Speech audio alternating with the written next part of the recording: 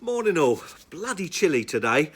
We're here in Woking, we're doing some work for a client called Mark. I thought I'd show you a little process that we do and some of the equipment that we use for completing this process. This particular garage here, we've had to build a slight return to accommodate the new garage doors that we've put in there, which requires a bit of plastering, as you can see. I'll just turn the camera around very slightly, and some corner bead attaching. So the whole process is we've built the stud out, we've attached the plasterboard, we've fixed it with some drywalls, we've attached some corner bead. The next process is using some filler or some plaster to basically skim up the outside of that. Sounds very straightforward. This can be done in larger garages. Not every client wants their garage plastered. Some will require what they call tapered board, which rather than having a traditional board that butts up together, the tapered board, it sets itself in probably 3 or 4 mil. You put tape up the middle and then skim up that, and that can then be sanded down. So I'm going to take you through the process, the equipment that we use, and hopefully you'll enjoy it. Cheers. So I've started filling some of the top half. The product that I've used, available from most of the sheds, is just some of this Make Good filler. A number of different products you could use. You could use Easy Fill, ready mixed plaster. You're never going to do this in one coat, so unless you're a trained pro, but even I think the trained pros will struggle to do it in one coat. It's usually a 2 or 3 coat process to get that perfect finish. Good thing about having the corner bead is you've actually got an edge to work to. So I'm going to do a little demonstration now just to show you some of the process.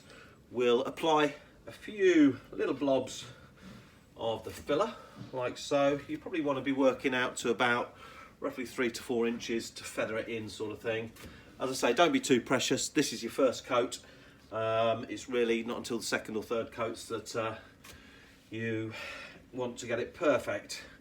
So there we go. A few blobs of adhesive on there. Next tool I'm going to use is this one, which is basically a trowel, if you like, scraper, tapered edge thing, call it what you like, but it's a tool that does the job. So start at the bottom, work away, up we go. Oops, I've touched the brick. Start at the bottom, work away up we go, and there we go. Bit more there, up we go, bit more there. There we go. Now what I found from my experience, the more you go over it, the worse it gets. So typically just 1 or 2 strikes of it. As I said earlier, don't be too precious about this first coat, but already, as you can see, you're filling the gap there, getting a nice smooth edge on it. If we go down a bit further, we've got, I mentioned the tape earlier on. There's the tape that we've put on.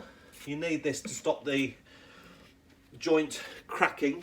So quite important that you do use tape. A little job like this, it doesn't always seem worthwhile buying a whole roll for it, but it'll come in handy at some point or other for you. So there we go, over the tape. Again, you want to feather it in probably about, I don't know, 3 inches I suppose either side of the tape, until you've got a finish that you're happy with and that covers the tape. So that's that little bit there. And there we go, let's keep doing this.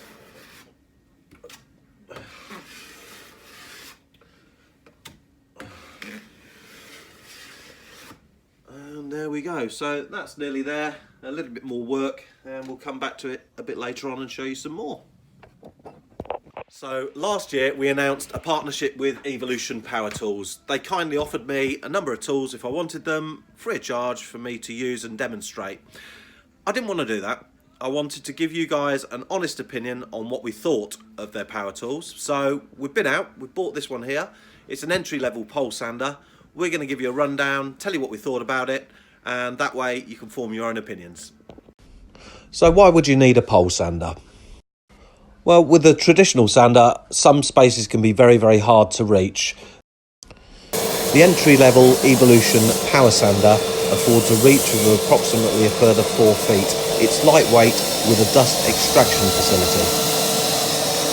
One of the features of this sander that we particularly liked was the fact that it lights up the area that you're working in, very much like a UFO. This particular sander we purchased from Screwfix at a price of £124.99.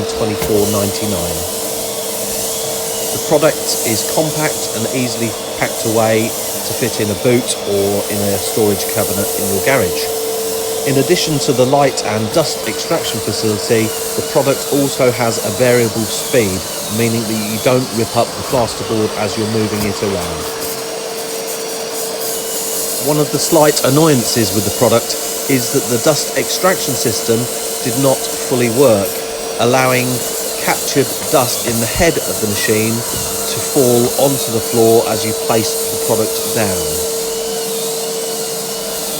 All in all, the product is great value for an entry-level pole sander, probably not up to trade standard in our honest opinion, but nevertheless a worthy addition for the home DIYer or occasional use for trade. So there we go, that's a quick review on the Evolution pole sander, £125 from Screwfix. If you've got any questions, post them up on our feed and we'll answer you as soon as we can. So there you go guys, that's a little review from us. Hope you enjoyed, speak to you soon.